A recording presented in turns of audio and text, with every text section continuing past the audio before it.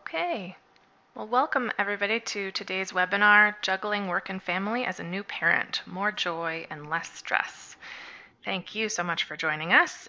Before we get started, I just want to mention a few housekeeping details. Our event will go until 2 o'clock Eastern, although if we're deep in conversation, we may push a little bit longer, but if there's anything we can help with throughout the hour, you can use your GoToWebinar control panel to type questions into the questions area. Please note that today's webinar will be recorded and will be available on our website and on YouTube within the next few days. And now I'm excited to get started. So again, welcome to Juggling Work and Family as a New Parent, More Joy and Less Stress.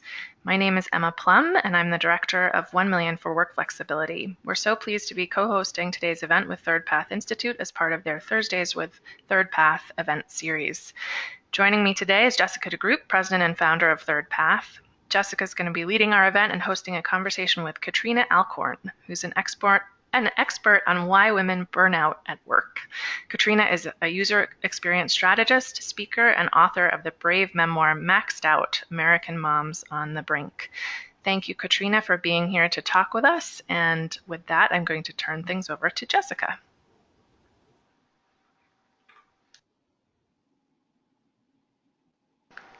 And Jessica, hopefully you're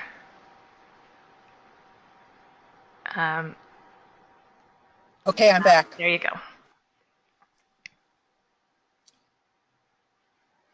Great. So, am I talking a little bit about Third Path Institute at this point? Yes, please. Wonderful. Wonderful. All right, great. Hey, so I am super happy to be here. This is actually a subject that was really at the heart of what Third Path Institute is about. It's basically saying we live in a world where we can do things really differently. We can do work differently, we can do family differently, we can do careers differently. And what's lovely is we've been working at this for over 17 years. So we've got really good ideas about how to help you live a life where you have time to be successful at work, but also time and energy for your life outside of work. So I hope what you're going to hear today is that Katrina's story is a really powerful story, because it's a warning of what could be challenging and make our lives very difficult, and some of the really severe consequences of that. And it's also an opportunity. Reading her story was an opportunity for us to think differently.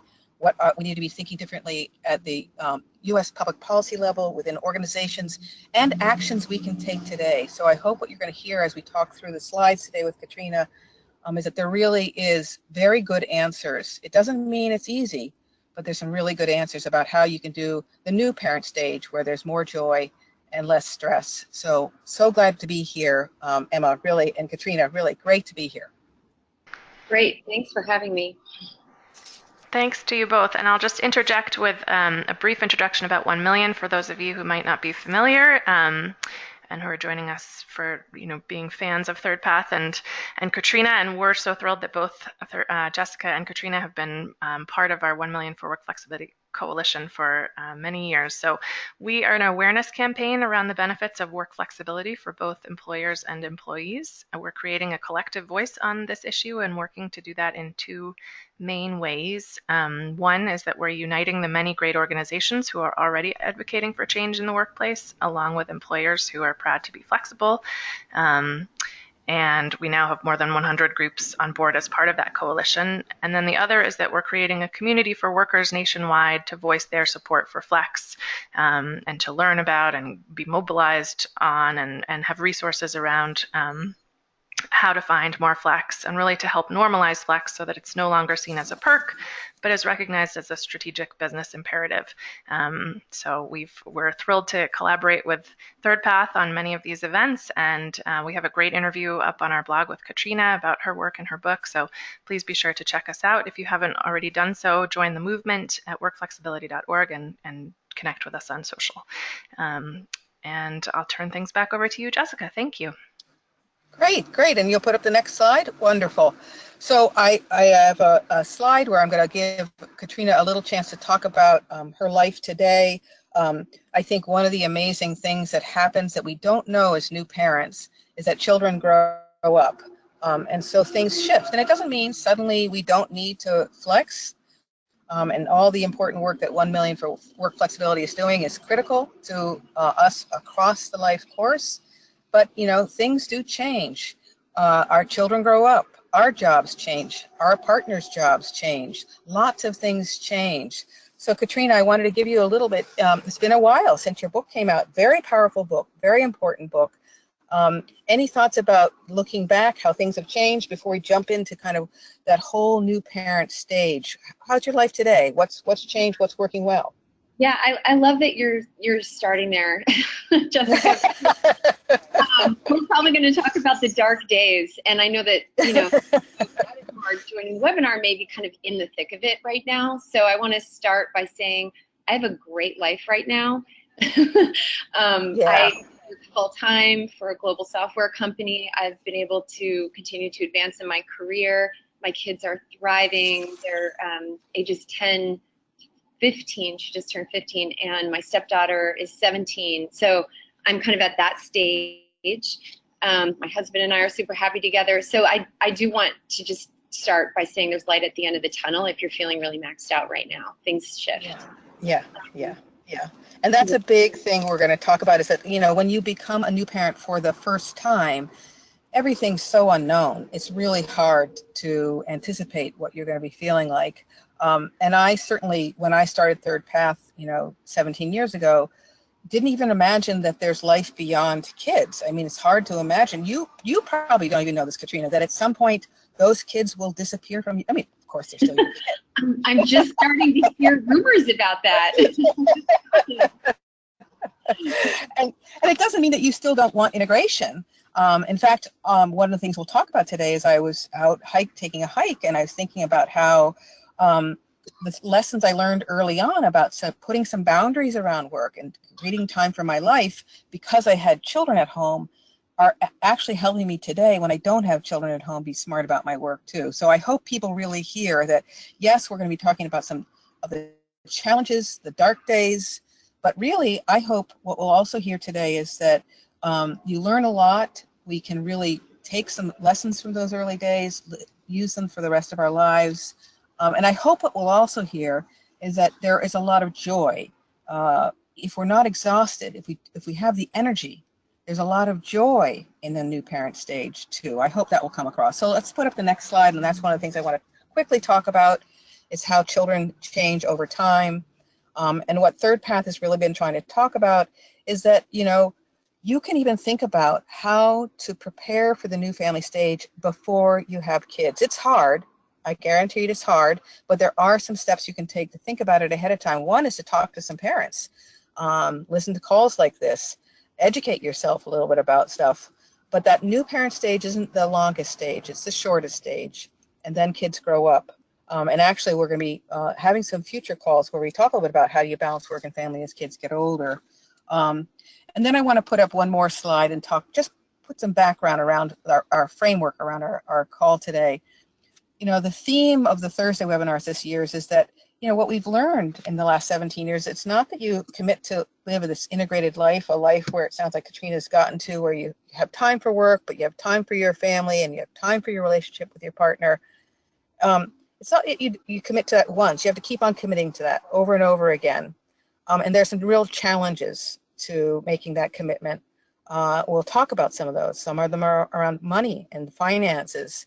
Some of them are around norms out there, what we're expected to do. And it's not like Katrina, got out of the dark days and then it was easy. There's still going to be times when you have to keep on making a commitment to living this integrated life. And it turns out there's also some super bonus points when we do that. We get smarter and smarter about how to approach our work. So I'm going to put up one more slide, then I'm going to get Katrina to talk about the next slide, if you put that up. So the bottom line is that when we have, suddenly we go from no kids to a new baby. And if there's one thing you keep on hearing about that new parent stage is that you really just are tired. You're not getting enough sleep.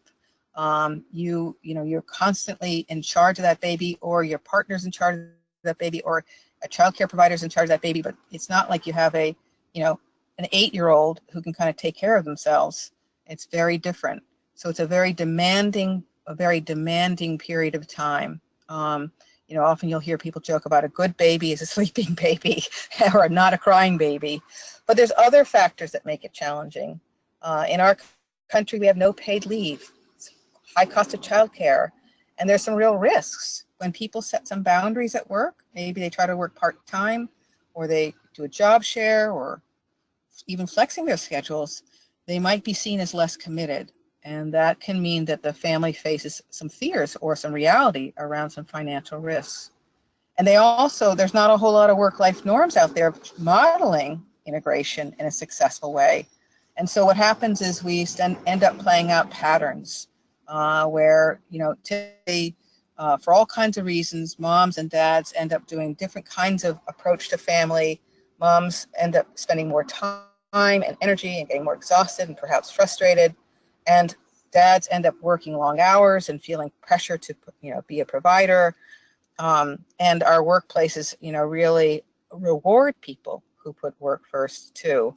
So there's these very strong norms that kind of don't encourage integration, both on a financial side and on the, work side, and internal norms around what a good mother is and a good father is. Does any of this feel like it rings some familiar bells? And we are going to walk through your story in a little bit, Katrina, but does some of this ring some bells? Yeah, absolutely. Many bells. It's hard to know where to start. I think what I would say here is that in all the writing I've done and all the soul searching and all the conversations like this around work-life balance, I think you have to kind of keep an awareness of there's these external factors that we don't have a lot of control over, but like you're calling out around, lack of paid leave and cultural norms at work that kind of punish people for being caregivers. It's important to recognize those things because they're real. But then we also have to figure out, okay, how do we work within that system? What can we do? Because, we have to live our lives. And yeah. For all we know, we only get one shot. So let's make it as great as it can be.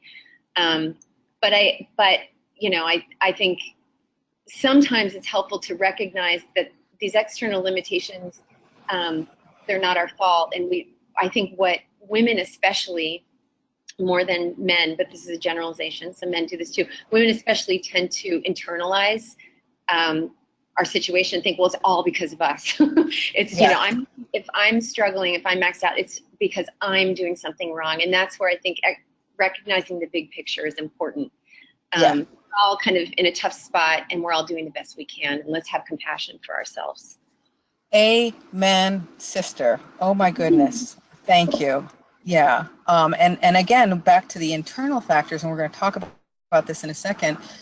One of the big things we try to do at Third Path, and I know sometimes this feels like an impossible hurdle, just the one I'm about to say, but when two parents get on the same page around their goals, they really became a much better team in dealing with those external factors and being compassionate with each other too. Although at some point in this, we're going to talk a little bit about a big argument Jeff and I had around figuring this stuff out too, because I want to kind of bring some reality into this.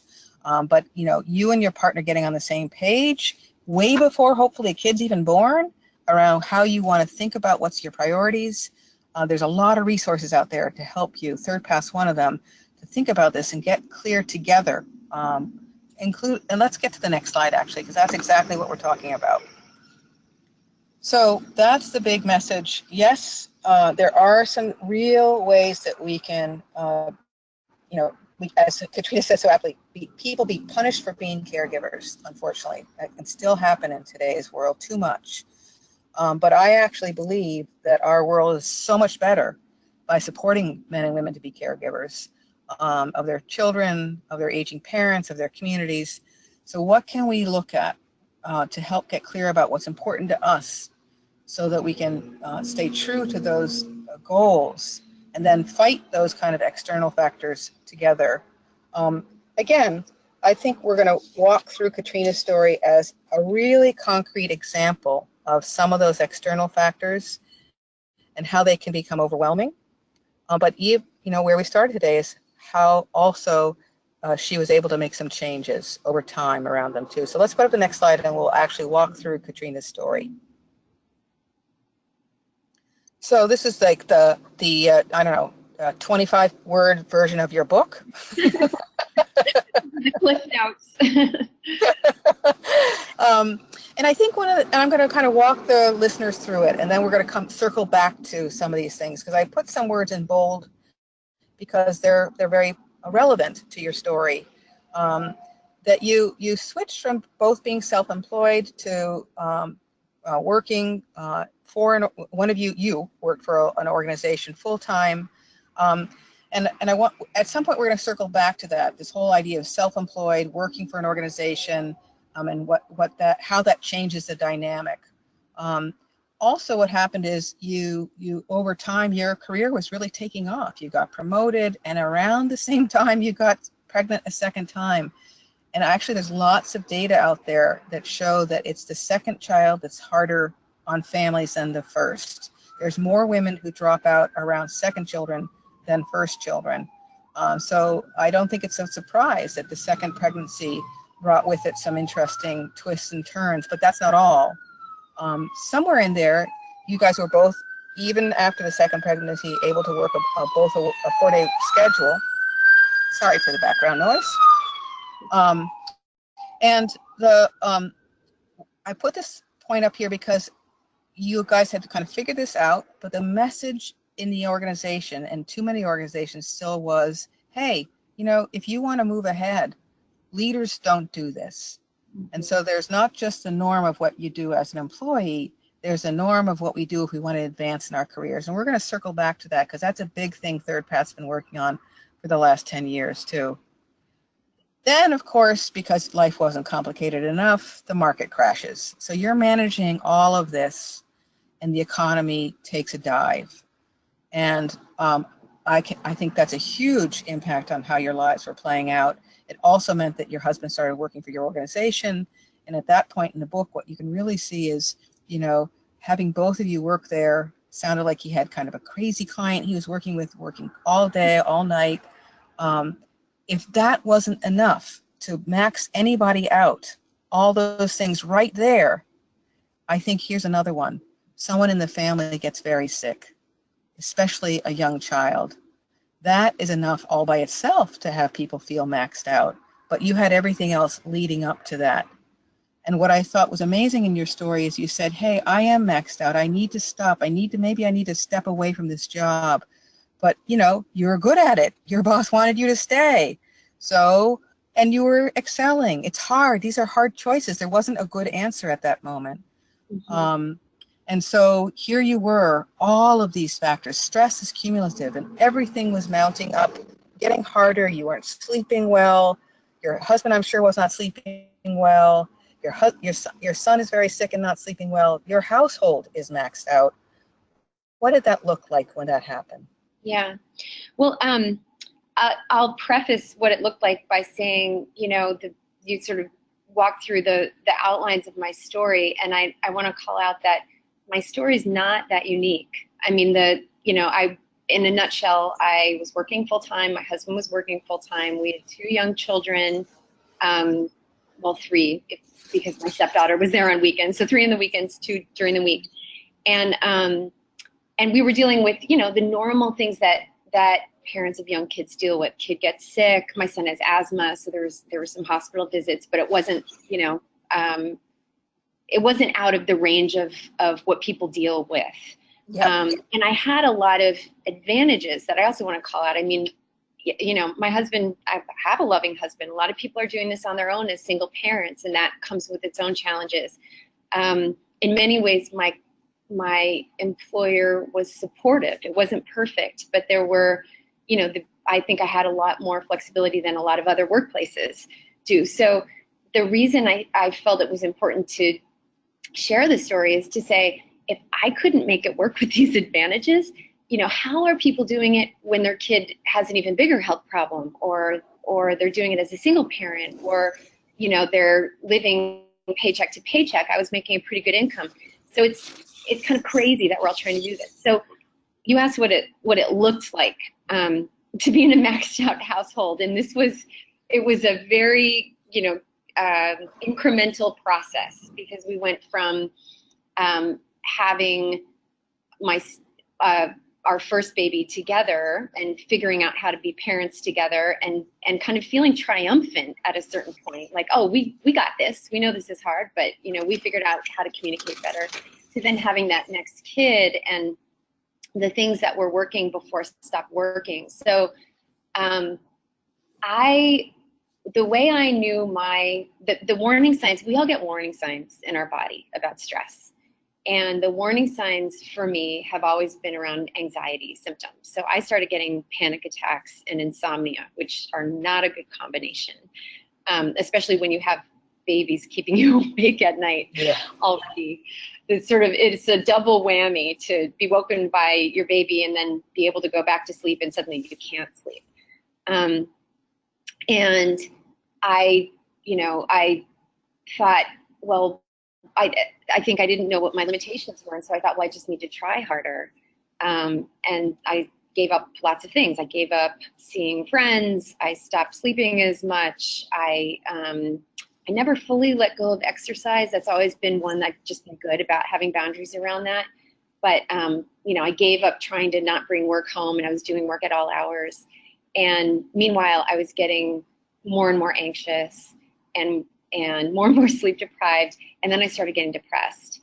And that was a new thing for me. That was a whole physical phenomenon that I was not familiar with. So to make a long story short, I went into work one day, and I had been getting sick a lot. My kids have been getting sick a lot. Everyone was cranky and stressed and sick. And I had to go home sick. And then I realized I couldn't go back. So I went home sick thinking I was going to be back the next day, and I never went back. And then that began this whole process of, what just happened? I had never limits like that before. Yeah.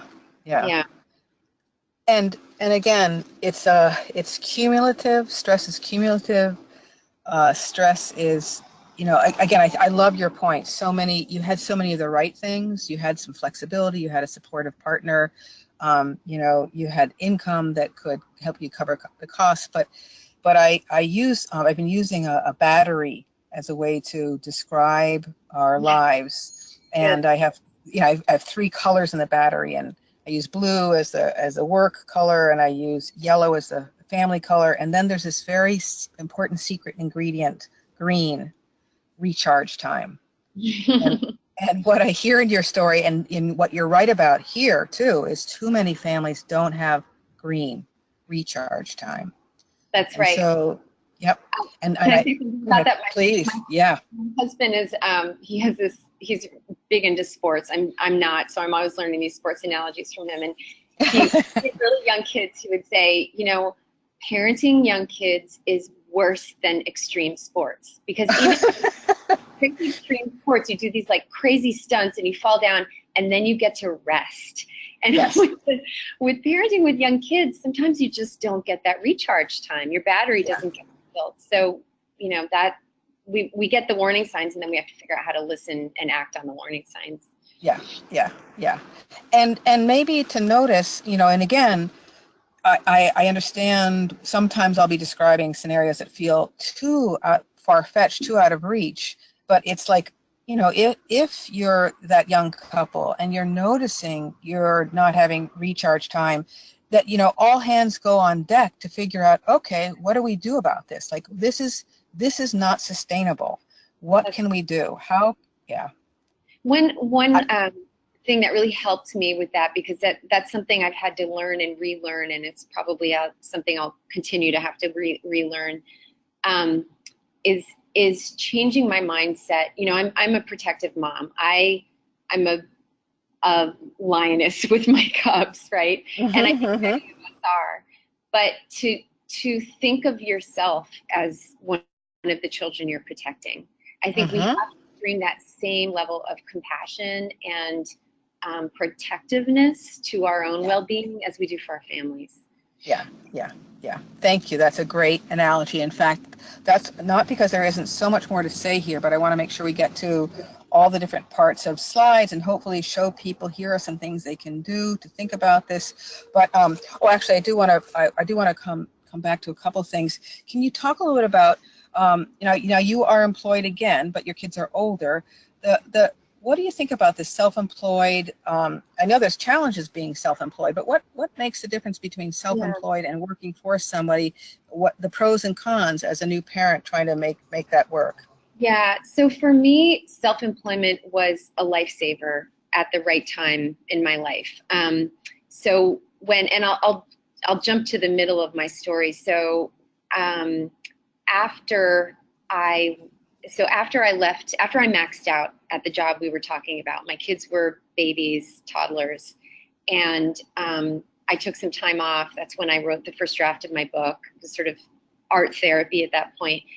Then I was ready to work, but I was not ready to jump into a full-time thing. And I started consulting. And luckily, I work in a field in tech and I'm in a part of the country where it was pretty easy for me to pick up consulting work. And that was a godsend because I was in control. I was able to manage my schedule. And I know a lot of women and men who are self-employed, and it doesn't always work out that way. So there's definitely pros and cons.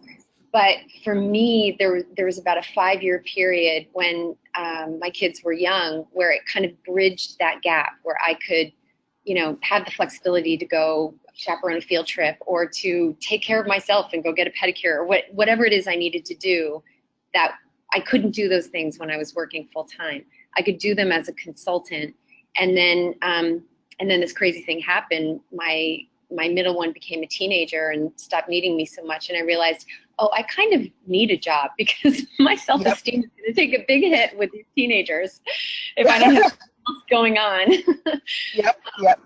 And that's when I jumped back. Yep. And so that's the amazing thing too, is that Jeff and I have worked full time. Once the kids became school age, we've always worked for full time, just my husband, very flexibly, because again, that just what Katrina's saying, you can't believe it, but suddenly kids really don't need you, or they need you in a very different way. But the other thing you're doing as a self-employed person is something we don't think about, is managing the pace and quantity of your work. Yes, there might have been a moment, an episodic period of too much work, but as a self-employed person, you don't know it, but you're getting to decide how much work you can handle. And so yes, you'll go through that episodic period of work, but then you can slow things down, recharge, pick back up again. There's this up and down in workflow that you have more control over. And unfortunately, too many workplaces today don't do that. They're in chronic overwork. And we're going to circle back to that in a little bit, because chronic overwork is not really good for a workplace either.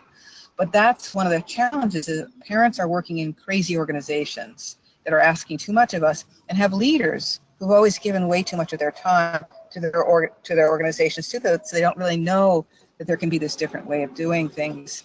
Do you see more leaders today that are supportive, more organizations that are supportive? Does it feel like the landscape has changed a little bit in workplaces, or does it feel like it's about the same? I think there's been, and Emma can probably weigh in on this. I think there's definitely been a shift around perceptions around flexibility. I think my experience working in tech, so this is my personal experience, is that there used to be more of a stigma around, companies would have these flexible schedule policies, but employees wouldn't take advantage of them because there was a stigma around using them. If you worked a flexible schedule, it meant you weren't really committed. That was the feeling.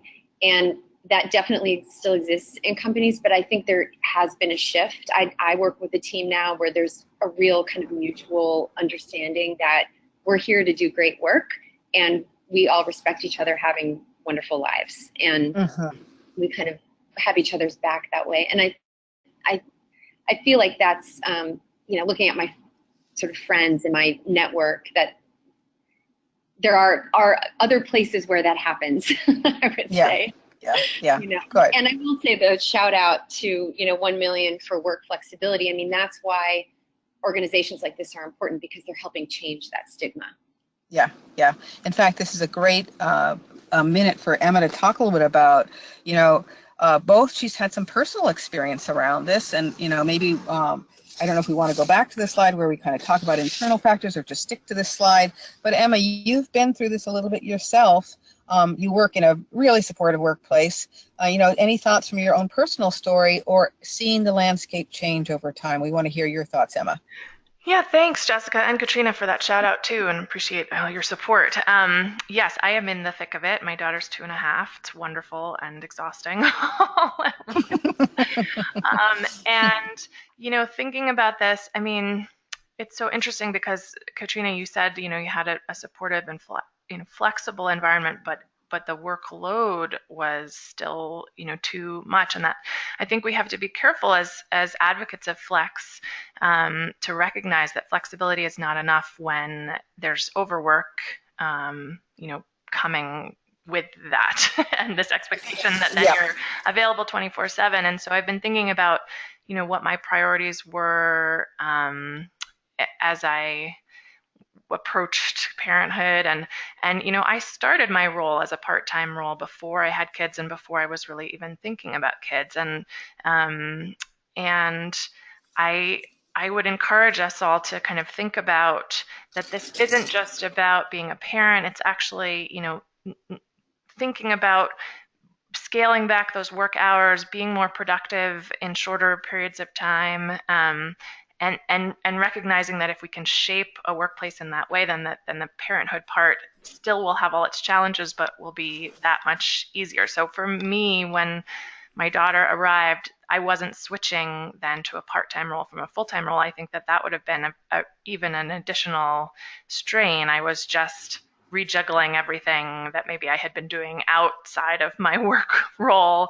But the workplace environment didn't have to change all that much. And, we're very few people are in a position to be able to do that. But the more we can kind of think along those lines, from an organizational perspective, from that, tackling that overwork side along with all of this is really such a crucial component. So, but Yeah. super, Yeah. yeah. And what I hear again, as the listeners are hearing today and looking for golden nuggets about ways that you can kind of manage this transition into new parenthood. Emma, yay, try an experiment before you have a kid. Hey, maybe one summer, work a 4-day work week. See what it's like. What are the reactions of people you working a 4-day work week one summer? Have fun that summer with your long weekends. Like experiment with that. See what it feels like to do that. Get your Well, partner to try that out. and that Yeah, shifts go ahead. the conversation from being that just parents need this, and it really helped Yep. kind of reshape this whole concept around work and life, and not only for parents, and that it's clearly so valuable for parents, but everybody needs that kind of shift, and you may be just as productive. I mean, I think that's really a crucial part too, and so the more we can model that, the better for all of us. So yeah. Yeah. Yeah, Well, it's important to call out that there's a lot of research supporting what you just said, Emma, that when people are overworked, they're actually less productive. They make more mistakes at work. They have more accidents at work. They create more work for other people because they're not thinking clearly. And so that over and over, what the research has shown is 40 hours a week is about the max for a sustainable work schedule. It doesn't mean once in a while you work more, but if you're chronically working, 60-hour weeks, you may not be doing your company a favor. You're definitely not doing your health a favor, but might not be that great for your company as well. yeah. Yeah. Amen. And again, this is a drum beat that the Third Path's been playing for a while. I even, with no kids at home now, because my kids are grown up, have learned that I actually just working 5 days all in a row, I'm less efficient. And I'm going to try out something this year where I go back to kind of creating a shorter day in the middle of the week, because I find that my focus is better if I take a break, and step away from work, and come and kind of use that, I got to get this done by Wednesday, because Wednesday I'm going to go hiking, and then I have Thursday and Friday. So I think there's a lot to gain. This is definitely not just a parent issue, for all kinds of reasons. So wonderful. Emma, there might be one more thought you want to share before we want to start putting up some of the opportunities. Slide. Any thoughts you want to share, Emma, before we go on to the next slide? It stood out to me, Katrina, you said you wrote your book during sort of post leaving that job. I mean, that's a big accomplishment to it's like, yeah, you got a lot done. Yeah, highlight that. one comment I've heard a lot is, well, if you were so maxed out, when did you have time to write a book? And um, I, in some ways, didn't have a choice. I was such a wreck when I left that job. I mean, I was physically such a wreck, and it went on for months. And just about the only thing, I was a journalist before I got into tech, so writing has always been the way that I make sense of the world. And it was just about the only thing I could do for several months. Yeah. So, Yeah. yeah. Yeah. It really, And yeah, what a wonderful accomplishment. It's not like you were sitting around, I mean, you were busy, so the yeah. world is a better place because you were able to use writing as therapy, really. In fact, that's where I want to go, because I actually think there's something she talks about in her book that's really powerful. So if you put up the next slide, I hope what our listeners have heard is that there's some opportunities to think differently. Where we work, are we self-employed? Are we working somewhere? How much flex do they offer? And are they thinking about workload, not just flex? The role of dads, really being partners in the equation with us, remembering that children grow up. I was thinking as I listened to you, Emma, you don't know the truth that at one point your kids are going to walk to the car and get in all by themselves and shut the car door. Like, you don't know that yet. Like, that's just like a crazy idea. I don't. Sounds great. And you don't even know that then what happens is that they can actually learn how to drive, get the car keys, and go get the errands done for you. So, like, children really do grow up. It changes. It's hard to believe. One of the things we hope we'll talk a little bit about is also that, maybe all three of us on the call today have had some choices we've had to make. That, money's important. Yes, we need money, but time is also important. I'll be putting a slide up about that in a little bit, because that's something I really think that Third Path's been encouraging people to think about too. Not just how much work we do, but setting some limits around work so we have time and energy for our lives. And so, yes, you could maybe earn more money working even more hours. And I know that there's some families where that's not an option. We need good public policy to make this an option for everybody. But in families where that is an option, getting parents, moms and dads to think about, hey, valuing money and time. The one I wanted to talk about, though, is this idea of owning our 10%. Let me explain that. And then I wanted Katrina to talk a little bit about that, because I really appreciated in your book that you did something. I often talk to parents when I'm helping them think about these issues. I say, there's a little bit about our own unique story that plays out in how we solve things. That's very specific to us as a person. And the smarter we get about us, that small part, 10%, this wiser we can become around how to manage that part in a smart way.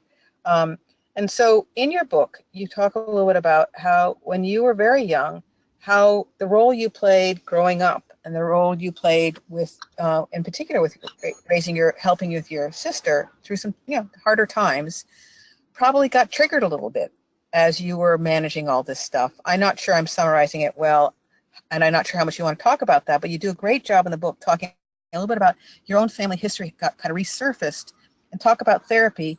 This was a chance for you. Yes, it was triggering and difficult, but maybe some healing happened and you've gotten to a new place and a new way of thinking about some stuff. Does that ring some bells? And what are your thoughts about that? Yeah. I think, we all come to parenting with our own unique story. We all had a childhood, and some were better and some were worse.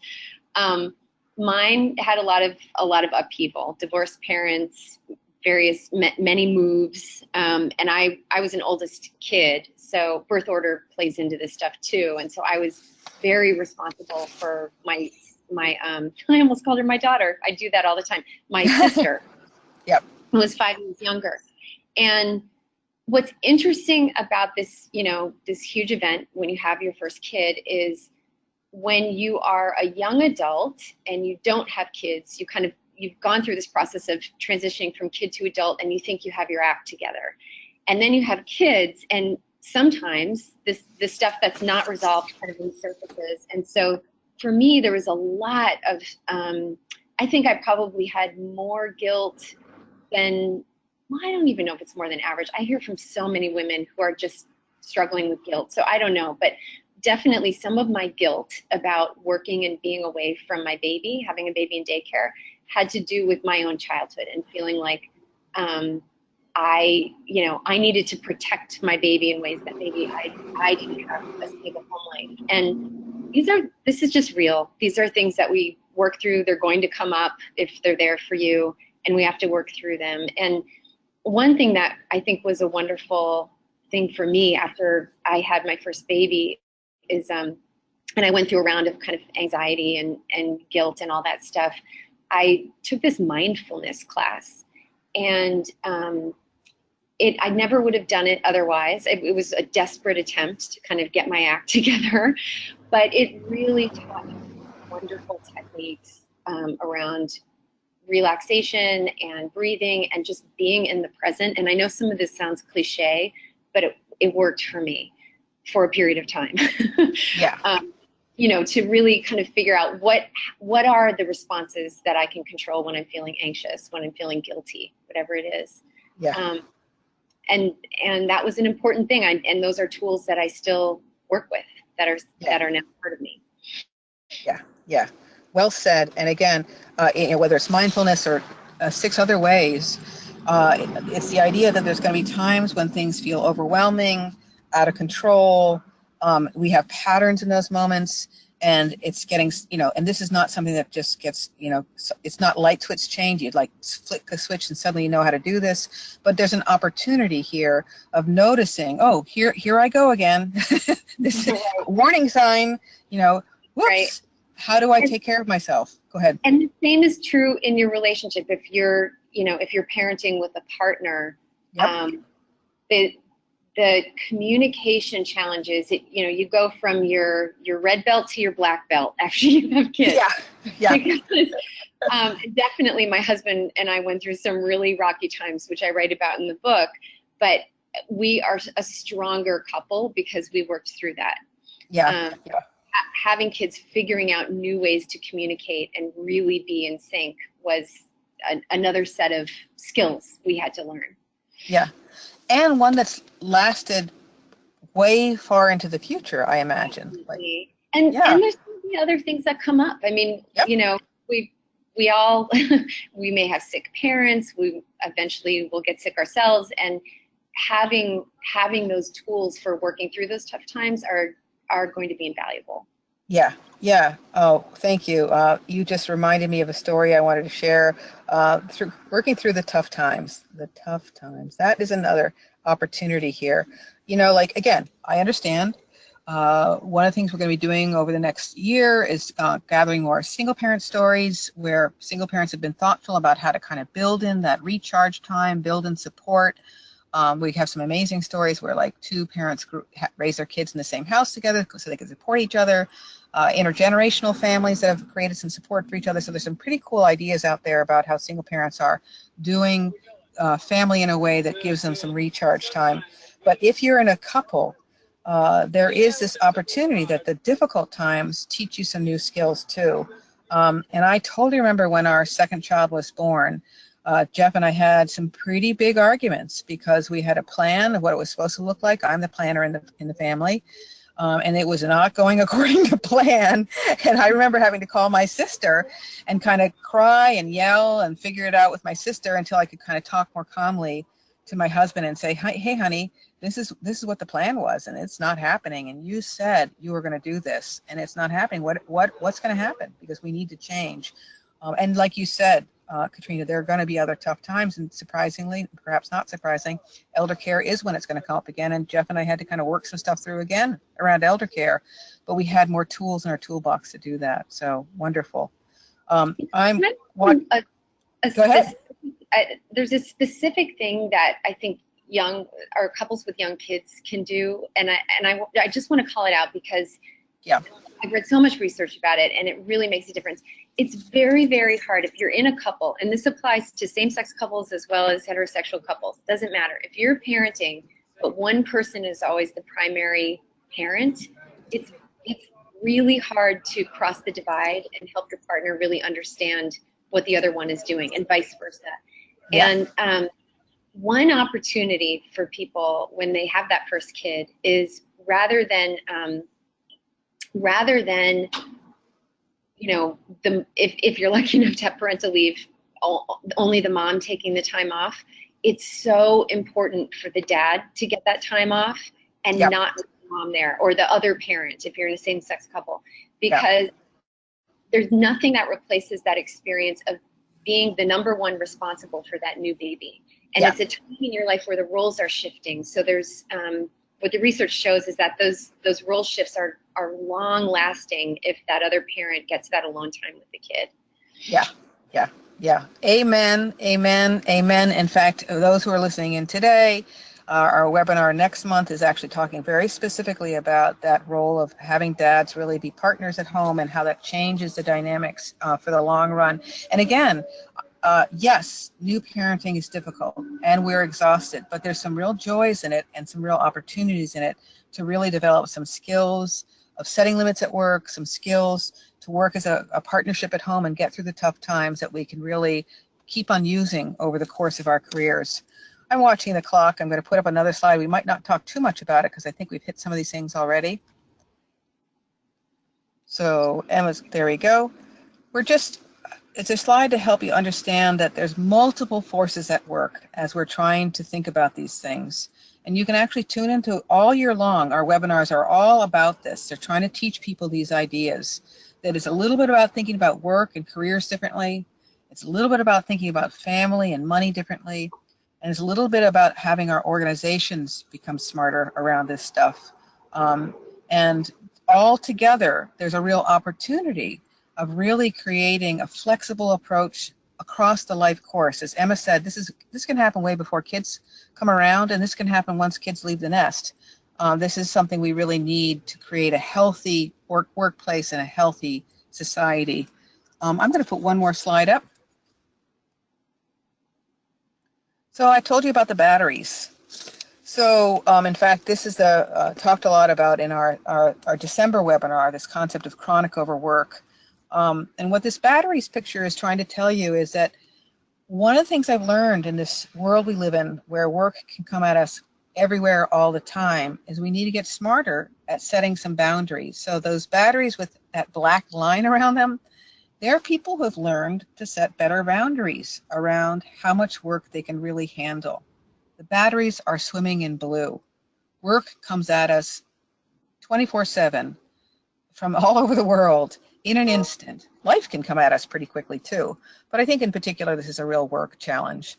And so what I've really seen in the 17 years since founding Third Path is that the people who live these integrated lives that we've been talking about, they've gotten smarter about how much work can they really handle. And they're really good for organizations. In fact, this tendency of chronic overwork is really bad for organizations, creating fire drills, people feeling pulled in multiple directions. You can't even figure out what your most important work is. Work is spilling into even your vacations, even your parental leave. And people aren't getting that break to recharge that actually helps them then come back more focused, more fresh. So yes, we're teaching people how to balance work and family, but we really think the idea of being smarter about boundary setting is an everybody issue, and organizations really benefit from this.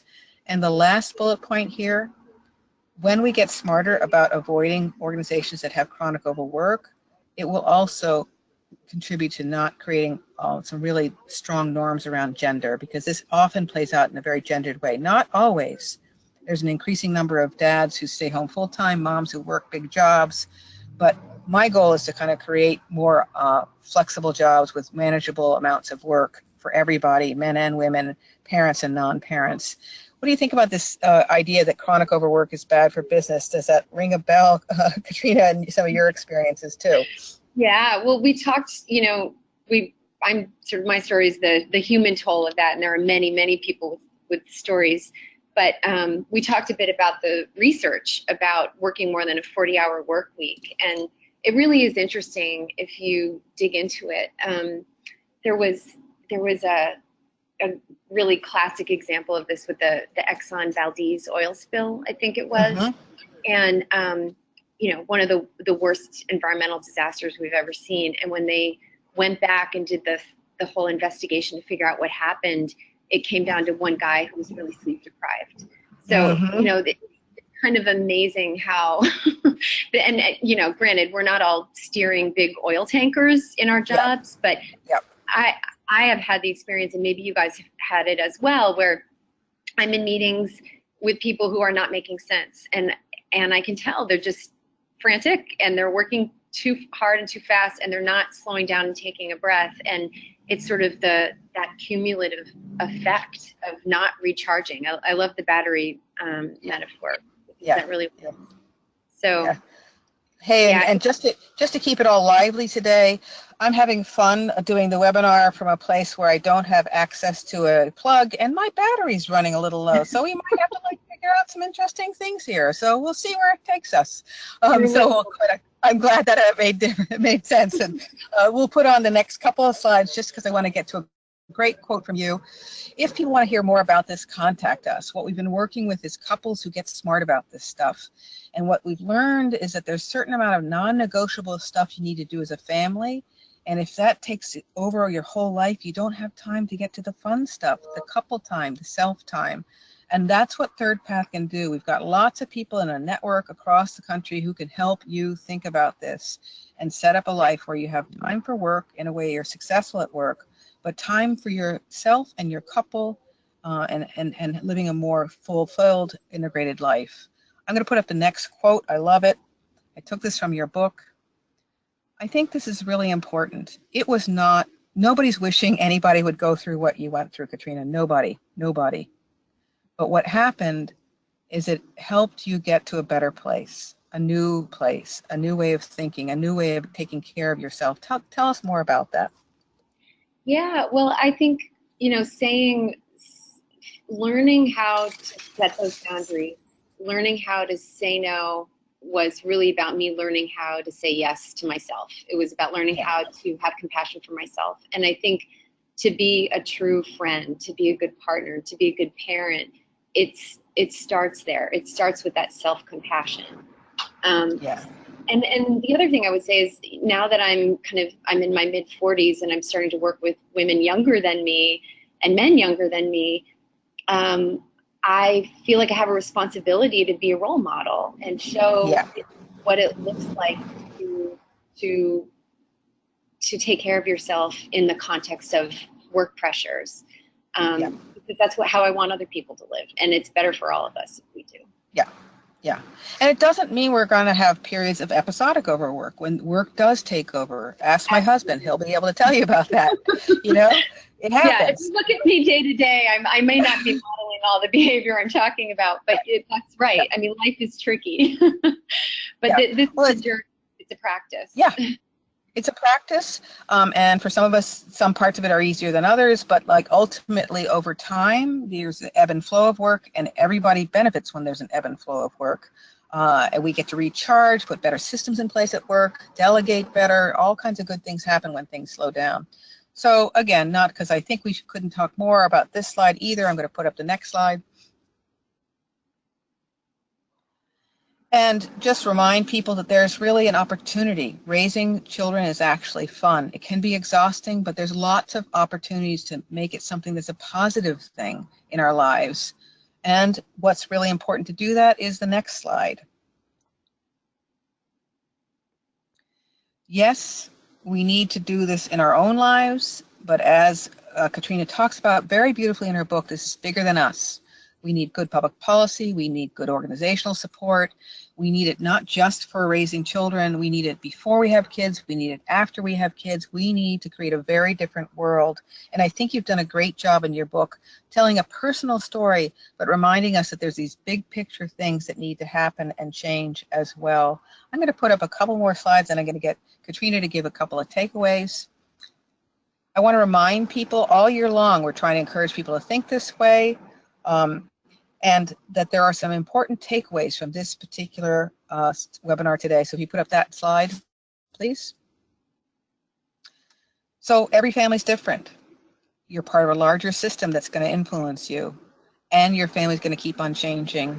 What else would you add, Katrina, now that you've kind of been through this, you were maxed out, you're on the other side. I'm sure you have days, weeks, and months when it feels a little overwhelming still, but what are some takeaways that you would want to have other people pass on and think about? Yeah, I think my big message for people, moms and dads, is if you're feeling maxed out, you're not alone. It's not your fault. This is unfortunately the normal state of affairs for a lot of people, and more importantly, it doesn't have to be this way. There are things we can do at the personal level, at the workplace level, and of course the societal level. So this does not have to be the long-term state of affairs. But I just think it starts with having compassion for yourself. And Jessica, I Yeah. know I'm worried we're going to lose you because of battery issues, so I'll let you wrap up. Yeah, thank you. Well, Emma, actually, I wanted to give you a chance to say if there's some takeaways that you've had as a new parent, as an organization fighting for flexibility. What are some things that you've learned that you want to share with the audience today, too? Thanks. I would say I think that I like this idea of the ebbs and flows, that we're not looking for perfection every day or just, feeling like everything is wonderful all the time, but just trying to find that balance so that we're, Yeah, working through it on this journey in the best way we can. So I think that's really yeah. powerful. Yeah, the ebb and flow. And by the way, just you know this, Emma, just when you figured out X stage, then your child changes, right? So you forget about it, right? Right. Right. Although that pace does slow down too. I remember Jeff and I changing the schedule all the time when the kids were little, and then you get into this kind of routine as they become school age. It's much, much, much more simple. There's the golden years. We're going to be actually having a webinar about the school age years. They're pretty. It's a pretty often a wonderful time how to figure out summers, which is something we'll talk about. But there's lots of, I love every stage, actually. Every stage was wonderful. Well, I'm going to put up a last slide about third path. Emma's going to be able to put up a last slide about 1 million for work flexibility. And I want to encourage people to reach out, get our resources. We have a lot of free things on our website. We actually even have a workbook for new parents, the Work Family Options Workbook. If you want to start thinking about these issues even before kids, we have this great thing called the Overwhelm Mitigation Groups. We can start teaching you some integration skills at any point in the life cycle right now if you want them to. So why don't you go ahead and give a closing slide about 1 million for work flexibility. And I just can't thank you enough for helping do this webinar with us again today, Emma. It was really fun. And Katrina, thank you so much for writing your book. And I'm so glad it was therapeutic for you because it was so important for us to read. Thank you so much. This was really fun talking with you guys today. Thank you both. And I'll just mention that you can win an audio copy of an audiobook of Katrina's book if you enter our contest on the 1 Million blog. So be sure to check that out. All you need to do is comment on the blog post with what you're looking for in terms of Flex in 2018. So, and then you can win her book, which is wonderful. So thank you both so much, and for another wonderful discussion. Take care. Thanks.